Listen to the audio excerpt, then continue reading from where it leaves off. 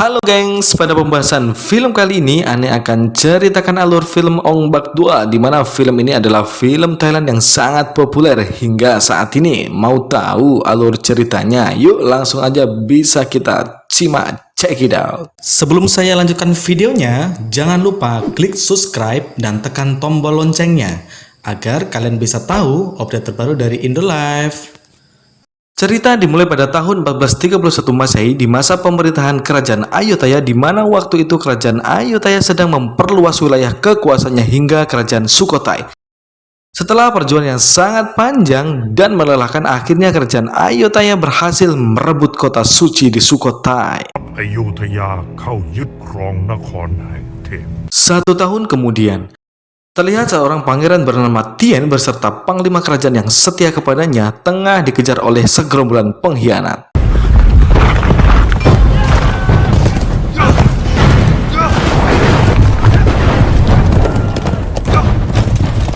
Lalu panglima itu mengelabui semua pengkhianat dengan membuang Tien ke tepian hutan, dan prajurit yang terkecoh tetap mengejar si panglima tanpa mengetahui pangeran buruannya telah menghilang. Namun naas bagi sang panglima, dia menghadapi jalan buntu yang di depannya dipenuhi dengan pasukan musuh yang siap membunuhnya. Dan selanjutnya dia langsung dihujani ratusan anak panah hingga dia terkapar tak berdaya.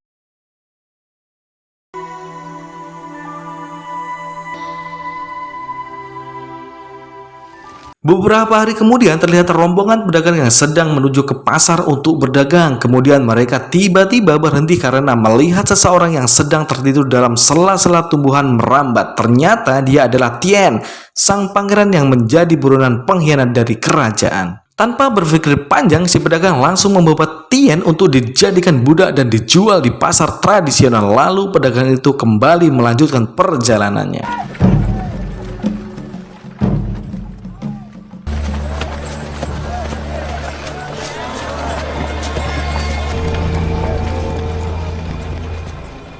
Sesampainya di pasar, pedagang langsung menyuruh anak buahnya untuk mengeluarkan semua budak yang mereka akan jual. Ketika tiba-tiba giliran Tien yang akan dikeluarkan, dia malah berontak dan membuat anak buahnya si pedagang terluka.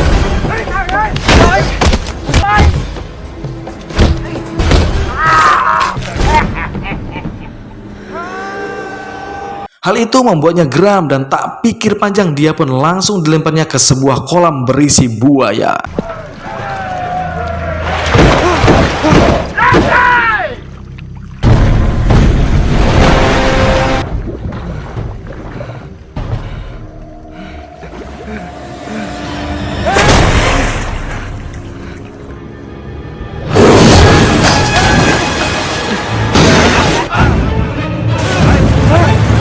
Berkali-kali Tien ingin keluar dari kolam, namun terus digagalkan oleh pedagang tadi, dan parahnya lagi, penderitaan seorang Tien malah menjadi hiburan di sana. Di sisi lain, ternyata ada banyak pasang mata yang terus memperhatikan di sekeliling mereka, dan tiba-tiba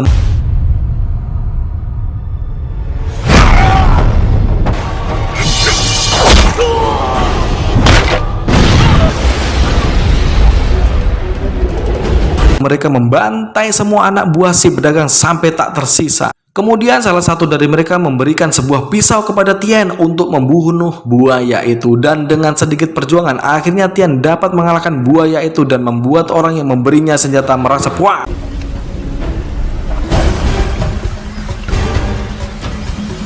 Singkat cerita, Tien sudah beralih di kediaman orang-orang yang membantunya. Di dalam tidurnya memimpikan kenangan menyedihkan beberapa waktu yang lalu, dan hal itu membuat Tien terbangun dari tidurnya.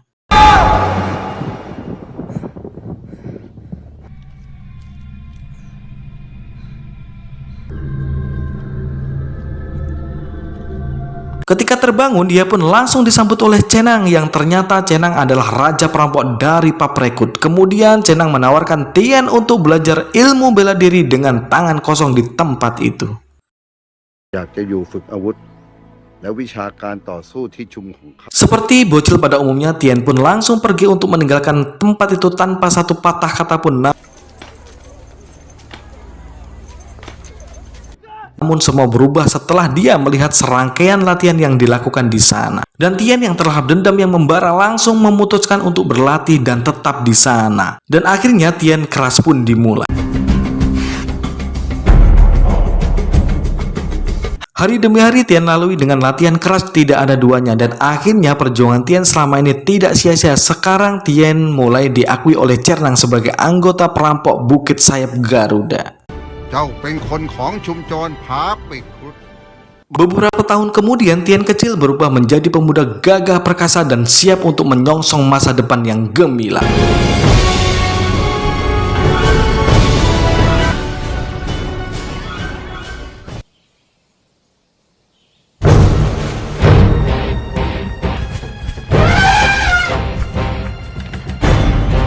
Tian yang perkasa kini lebih sering bermain ke puluhan gajah dan menaklukkannya sehingga Tian menjadi sang penguasa gajah.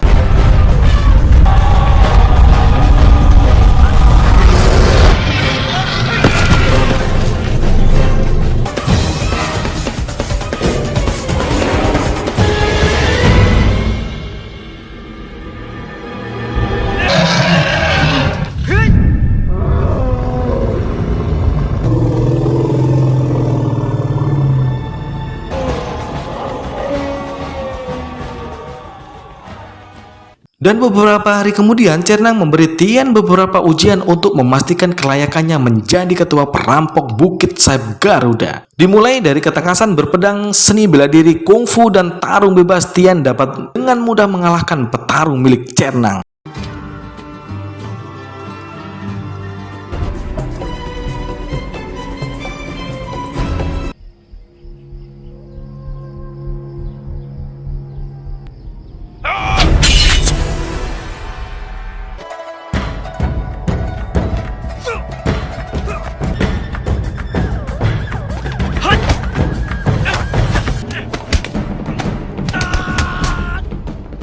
Dan di ujian terakhir, Tian dihadapkan dengan problematika di mana dia harus membunuh dan membuang rasa iba yang ada di dalam dirinya, dan dia berhasil melaluinya.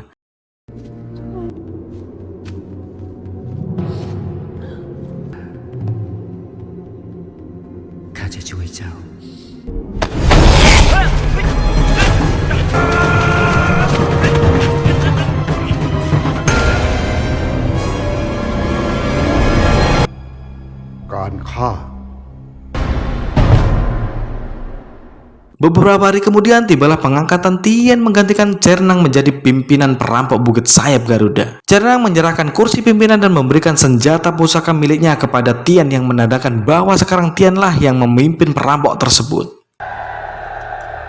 Setelah mendapat gelar kepemimpinan, akhirnya Tian melakukan perampokan pertamanya dan dengan mudah Tian berhasil menjalankan misinya tersebut.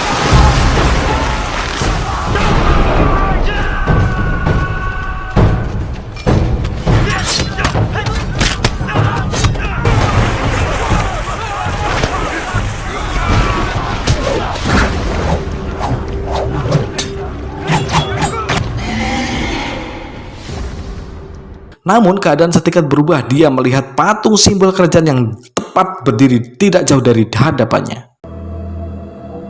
Dan setelah kejadian itu, kenapa kenangan masa lalu terngiang di pikiran Tian? Kembali flashback ke masa lalu. Inilah orang tua Tian yang seorang panglima kerajaan. Dia mengirimkan Tian ke sebuah tempat latihan tari untuk menghindarkan masalah darinya. Karena keadaan ibu kota Ayutthaya dalam keadaan transisi pasca perluasan wilayah kerajaan. Dan ayah Tian terpaksa menitipkan anaknya karena dia harus menumpas seluruh pemberontak di kerajaan Ayutthaya. ที่อยุธยาเข้าบังคับปกครองเมืองประเทศราช Dengan berat hati, Tian harus berpisah dengan orang tuanya, dan di sana juga Tian bertemu dengan seorang anak gadis yang bernama Pim, dan kelak mereka akan menjadi pasangan yang brum.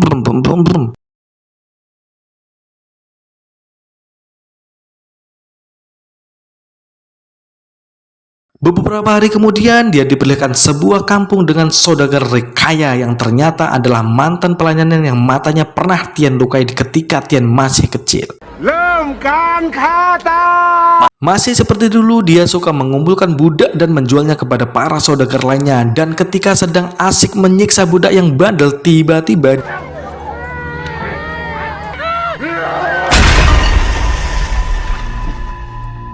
dia mencari sumber yang menghantamnya.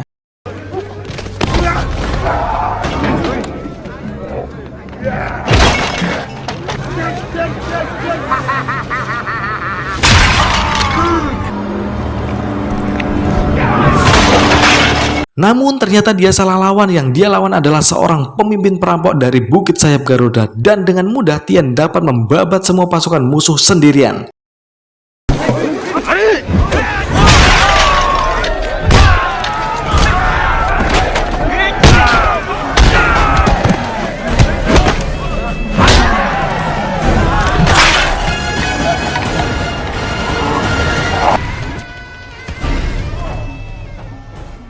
Banyaknya pasukan musuh tidak dapat membuat Tian gentar menghadapinya, dan beberapa saat kemudian datanglah pasukan Tian langsung menyandra pasukan musuh hingga membuatnya lemah tak berdaya. Dengan kemarahan yang membara dengan ingatan yang menyakitkan di masa lalu, Tian pun melemparkan orang yang dulu melemparkan ke lubang buaya. Dia lempar ke tempat yang sama. Akhirnya semua budak yang disandra langsung Tian bebaskan.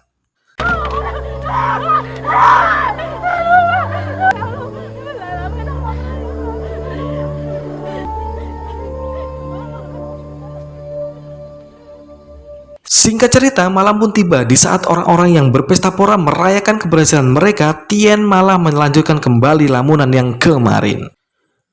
Diceritakan Tian dijemput ke Sanggartari oleh Panglima Kerajaan yang ternyata dia adalah pengkhianat yang akan membunuh Tian. Untungnya orang kepercayaan ayahnya Tian tidak terlambat dan langsung menyelamatkan Tian dari mara bahaya yang siap membunuhnya.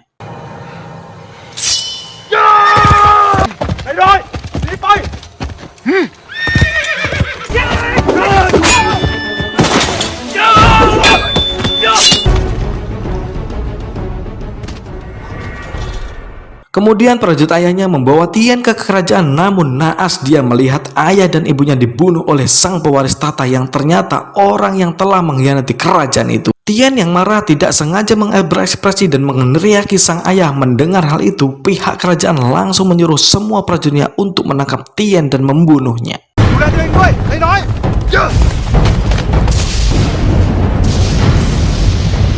Dan prajurit kepercayaan ayahnya memilih mengorbankan diri untuk menyelamatkan Tian agar bisa terus bertahan hidup. Setelah tersadar dari lamunannya, Cernang bercerita tentang masa mudanya dulu di mana dia telah membunuh seorang panglima dan sorot matanya langsung mentereng dan melambangkan keagungan dan keberanian.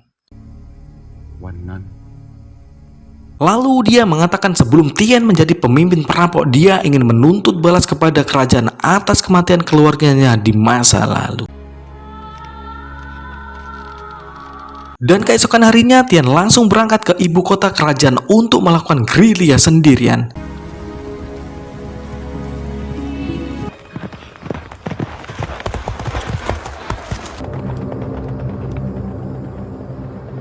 Di kerajaan sendiri sedang diadakan sebuah ritual suci yang dipersembahkan langsung kepada Dewa Garuda. Terlihat seorang wanita cantik yang tengah berlenggak-lenggok nari dengan indahnya. Dia ternyata adalah Pim, teman masa kecil Tian di Sanggartari.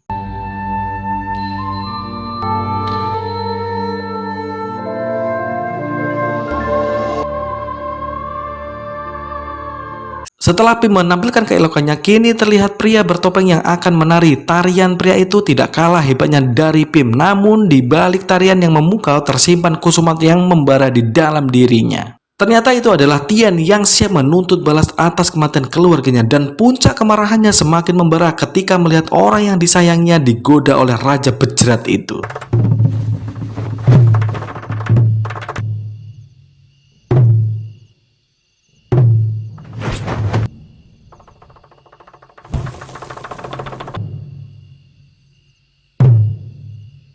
Lalu dengan trik sulap dan bom asapnya dia meledakkan seluruh aula kerajaan. Kemudian dia memporak-porandakan tempat itu dan akhirnya berhasil melukai sang raja.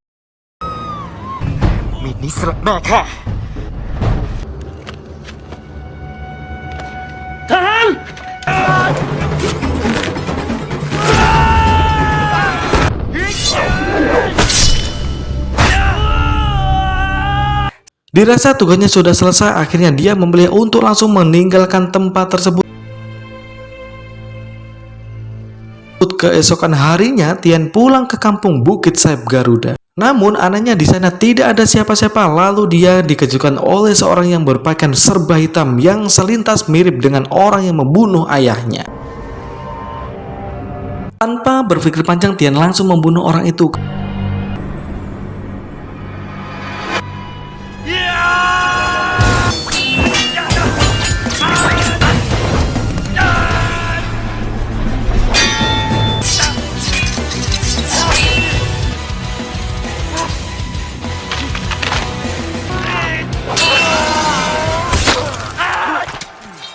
Kemudian terlihat seorang yang sedang menunggu kedatangannya di salah satu atap bangunan di sana. Lalu Tian langsung berlari dan mendatangi pria misterius tersebut. Namun satu persatu musuh berdatangan sehingga membuat Tian kesulitan untuk naik ke tempat tersebut.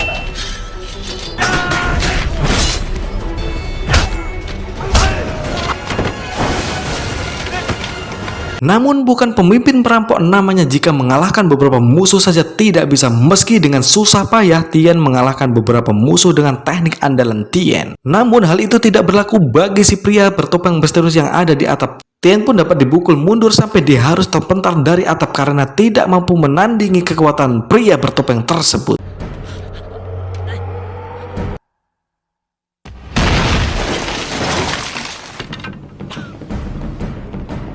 Meski sudah tergeletak tak berdaya, nampaknya para penjahat tidak ingin memberikan Tian istirahat. Mereka pun langsung mengepung Tian dan kembali menyerangnya. Dan sedikit sisa tenaga, Tian pun bangkit dari keterpurukannya dan dia berhasil membuat semua orang yang mengepungnya kewalahan. Namun karena jumlah musuh yang terus berdatangan membuat Tian semakin terpojokan.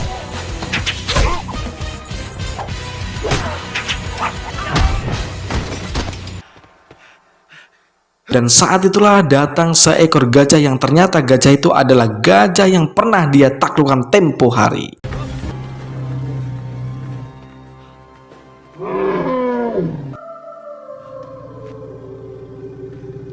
Dengan bantuan gajah tersebut, Tian dapat mendapatkan kembali semangat bertarungnya sehingga dia lebih optimis sekarang.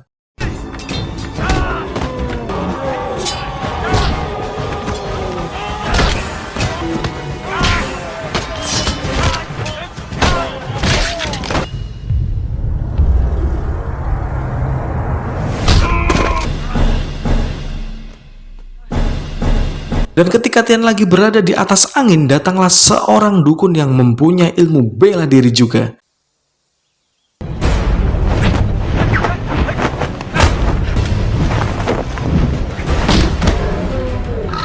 Kali ini Tian benar-benar mendapatkan seorang yang benar-benar tidak dapat dia kalahkan dan ternyata juga hampir mati dibuatnya. Lalu dukun itu mengambil alih kendali gajah milik Tian.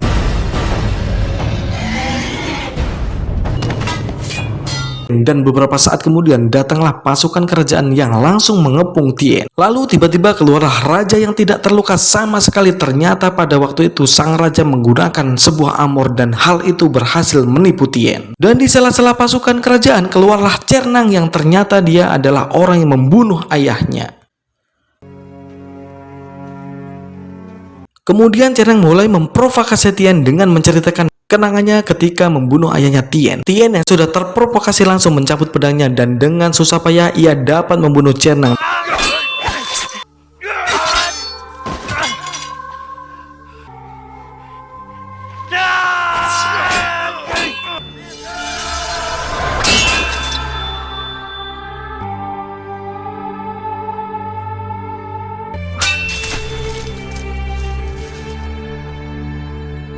Ternyata Cernang sengaja mengalah kepada Tian. Sebenarnya dia ingin meminta maaf kepadanya dari dulu. Dan dengan mati di tangan Tian merupakan sebuah pembalasan yang setimpal untuk menebus dosanya. Di sisi lain, raja yang melihat hal itu langsung menyuruh prajurit untuk menangkapnya. Kemudian selanjutnya dia akan disiksa dan dijadikan sebagai contoh bagi masyarakat lainnya. Singkat cerita, Tian semakin tua kini menumbuhkan kumis dan jenggot. Lalu ending ditutup dengan memperlihatkan sebuah goresan yang terdapat pada wajah patung Buddha.